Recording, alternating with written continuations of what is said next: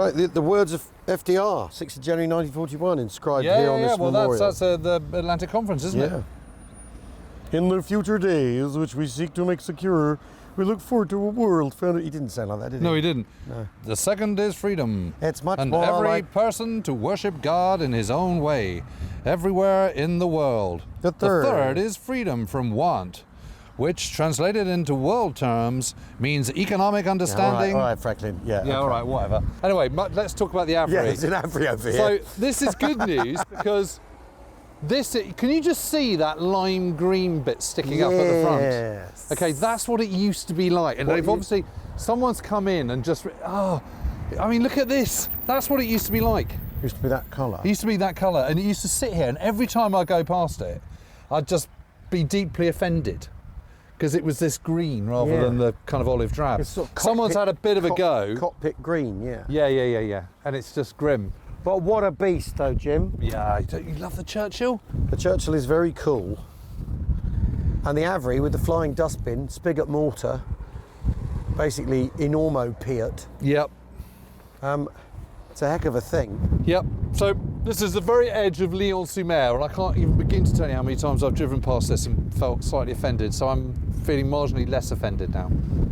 Well, as long as the memorial doesn't offend you, Jim, then everything's good, right. isn't it? I mean, they've masked that. There's going to be hopefully going to be a reveal on the 79th Armoured Division. Yes. Thing. I think there's some work to be done, hasn't there, before the 80th anniversary? I think that's what's going on here. I think that is exactly what's going on. But it is an absolute beast, and you're right. Look at that. So you were saying these were used after D-Day. Yes. So 79th Armoured Division, because they're like they have this devolved command structure. Yeah. Jesus, look at that. They find that these are really useful for the bocage, and the same with the crocodiles, which is also part of 79th Armoured's. The flamethrowers. The buffs go off to Cherbourg, I think, and are attached to the Americans and do some stuff with the Americans. Do they? Yep. That's absolutely amazing. And they're like basically, and the Americans. So what's this? The Americans. Well, maybe that's for a fascine. Yeah, maybe. So that's Or your 280mm spigot mortar. Yeah. It launches a bomb about like a dust. It's like a pier, isn't it? Yeah, it's a big pier. Yeah. So that means there's a prong, and the barrel is in the weapon. So the weapon has the barrel rather than the, Right. The whole idea is this is so heavily armoured, you can drive it right up to the position, fire your flying dustbin at it, level the blockhouse, the trench position, and eventually, they do use it on the bocage a bit, I think. I mean, look at that. Yeah. It's lots of armour. It's absolutely enormous, isn't it? Yeah. It's thicker armour than a tiger. Than a tiger. And better steel as well by this stage of the war.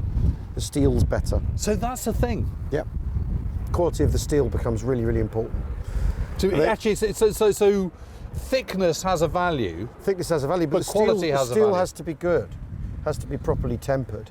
And again, because the Germans are under pressure for energy and resources, by the end of the war, the steel starts to decline in quality, whereas Allied steel doesn't. Yeah.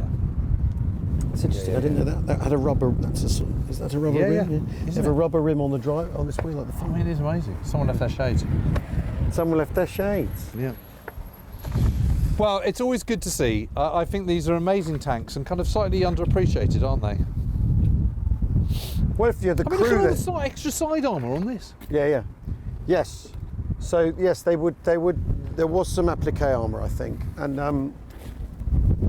and escape hatches. That's the other reason these were popular with their crews. Because you could get out of them. Escape hatches out of them because the track goes. It's not like the Sherman where the body is sat above it.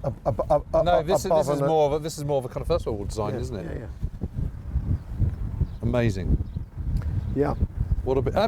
But equally, it's still quite easy to get to these. I mean, this is not Panther tank levels of complication, is it? No. There's a lot going on. No. There is a lot going on. A lot going on. Such a cool, absolutely amazing, bit of kit. Amazing piece of kit. Yeah.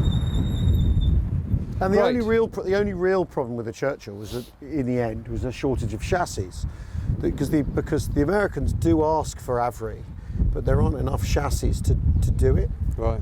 Bradley puts in a request at one point for them, and there just aren't the chassis. The Vauxhall can't make them quick enough. Amazing though. Yeah. What a beast. Well, onwards.